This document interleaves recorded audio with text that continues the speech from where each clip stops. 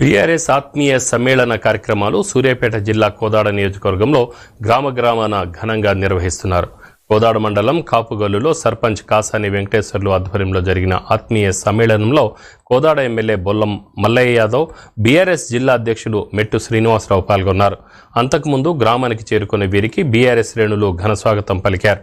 75 సంవత్సరాల పరిపాలనలో కాంగ్రెస్, బీజేపీ పార్టీలు దేశ ప్రజలకు చేసింది ఏమీ లేదని విమర్శించారు ఎమ్మెల్యే బొల్లం మల్లయ్య యాదవ్. సీఎం కేసీఆర్ ప్రవేశపెట్టిన సంక్షేమ పథకాలను గడప గడపకు తీసుకువెళ్లాలని కార్యకర్తలకు సూచించారు. ప్రకారం కోదాడ నియోజకవర్గంలో ఈరోజు 2వ ఆత్మీయ సమావేశాన్ని కోదాడ రూరల్ మండలంలో కాపుగల్లులో నిర్వహిస్తాం. ఈ ఆత్మీయ సమావేశంలో ప్రతి గ్రామం నుంచి ఉత్సాహంగా, స్వచ్ఛందంగా పార్టీ సానుభూతి పరులు, లబ్ధిదారులందరూ కూడా తరలి వచ్చి విజయవంతం చేస్తాం.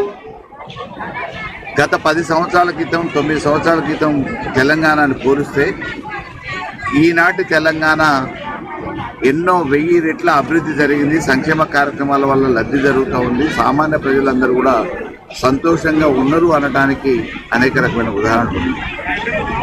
శరీరం సహకరించక ఇబ్బంది పడుతున్న వృద్ధులకి ఈరోజు ఒక దేవుడు మాదిరిగా పెద్ద కొడుకుగా 2016 రూపాయలు ఇస్తున్న ఘనత తెలంగాణ.